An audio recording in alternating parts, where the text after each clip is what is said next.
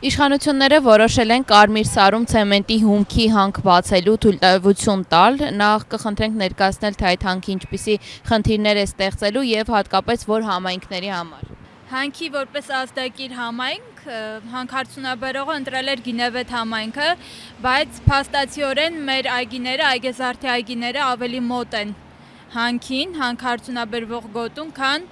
Գինևետի համայնքները, այսինքն այստեղ միտում կա իրական ազդակիրներին անտեսելու։ Բացի մեր համայնքը, այգեզարդ համայնքը, այնտեղ կան եւս 4-5 գյուղեր, այսինքն Կարմիր Սարի ամբողջ ստորոտը տիպիկ գյուղատնտեսական շրջան է, Արարատյան դաշտի սիրտը կարելի ասել, որտեղ ամենավորակյալ եւ ամենաթանկ վաճառվող բերքն է հասունանում եւ գյուղացիների տնտեսության ապրուստի հիմնական միջոցն է հանդիսանում։ Որքանով որ կարելի է հասկանալ եղած հրապարակումներից, ազդակիր համայնքների բնակիչները դեմ են եւ այդ իսկ պատճառով ամեն անգամ հանրային լսումները թեժ բանավեճի են վերածվում։ Ինչ են ասում համայնքի բնակիչները։ Կոնկրետ այգեզարդ համայնքը այս խնդրին առնչվել է դեռևս անցած տարի եւ ստորագրահավաքով 2200 տեղում եւ 100 ստորագրություն Սփյուռքում գտնվող այգեզարդիներից մերժվել է հանքարդյունաբերական նախագիծը այգեզարդ համայնքում, երբ որ ազդակիրը անցած տարի այգեզարդն էր։ Այգեզարդի մերժումից հետո մենք ստիպված պայքարը տեղափոխել ենք Գինևեթ, քանի որ հանքարդյունաբերողը լսումները այդտեղ է կազմակերպում։ Ես այգեզարդունի անունից կարող եմ ասել, որ մեր գյուղը գերակշիռ ում որ հարցրել ենք, ստորագրահավաք են կարել, նաև վերջերս հանրային լսումներ, բոլորը դեմ են հանքարդյունաբերությանը եւ իրենց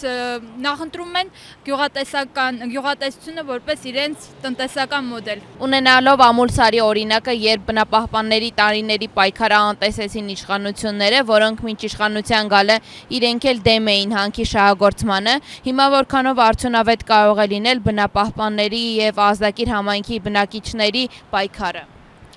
Ասեմ, որ ի տարբերություն Ամուլսարի մեր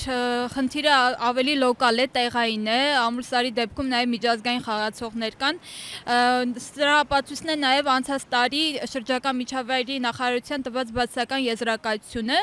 Օրդ գրուպ ընկերության քույր ընկերությանը, Օրդ ՍՊ-ին անցած տարի շրջակա միջավայրի նախարարություն տվեց բացասական եզրակացություն։ Եվ հիմա այդ ընկերությունը մի գրուպ անուն ավելացնելով, անունը փոխելով,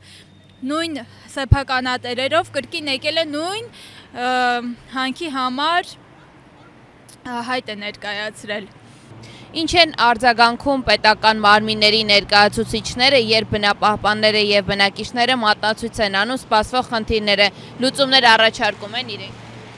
Բնապահպանական համայնքը եւ առհասարակ քաղաքասարակությունը մեր կողքին է, երեք հանրային լսումների ժամանակ, ովքեր որ հնարավորություն ունեցան, իրենց կարծիքը հայտնեցին, բոլոր այս վտանգները ներկայացրեցին, չնայած որ հանրային լսումները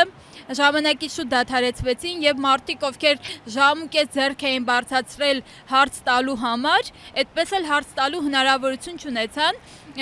նույնիսկ որևէ ելույթ տեղի չունեցավ, որը հակաժողովրդավարության եւ հանրային լսումների մասին օրենքի կոպիտ խախտում է։ Երեկվա հանրային լսումները անցել են կոպիտ խախտումներով, դա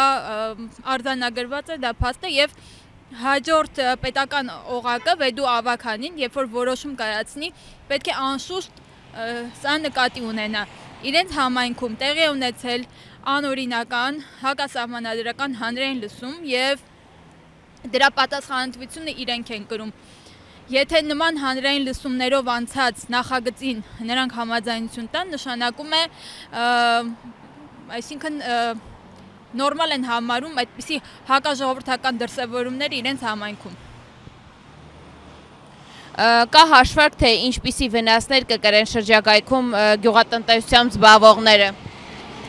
Երեկվա հանրային լսումների ամենաաբսուրդը այն էր, որ կազմակերպությունը եկել էր առանց ծրագրի։ Համայնքի բնակիչները հարց էին տալիս կոնկրետ որտեղից եք բերելու ջուրը, ասում են աղբյուր կա, որտեղ է գտնվում այդ աղբյուրը, կոորդինատները չգիտեն, ինչքան է լինելու վնասը չգիտեն, ամեն ինչը հետո կասենք, հետո հաշվարկները կանենք, հետո երբ որ ծրագիրը լինի։ Ինչի համար էր այդ հանրային լսումը, մենք էլ չհասկացանք, ինչի համար ենք հավաքվել, եթե ոչ մի հարցի չափելի, հստակ, հաշվարկված պատասխան չէր տրվում։ Պատրաստվում են արդյոք բնապահպանները, բնակիչները բողոքը տեղափոխել Երևան, թե տեղում լուծումներ կփնտրեն, եթե չլինի։ Մենք պատրաստվում ենք բարձրաձայնել տեղի ունեցած անօրինականությունների մասին եւ այն կառույցը, որը պատասխանատու է հաջորդ քայլի համար, սա պետքա ի գիտություն վերցնի եւ նրանց է կախված այս գործի ընթացքը։ Հետագայում, եթե հասնի շրջակա նախարարության տիրույթ, արդեն մենք աշխատենք նախարարության հետ։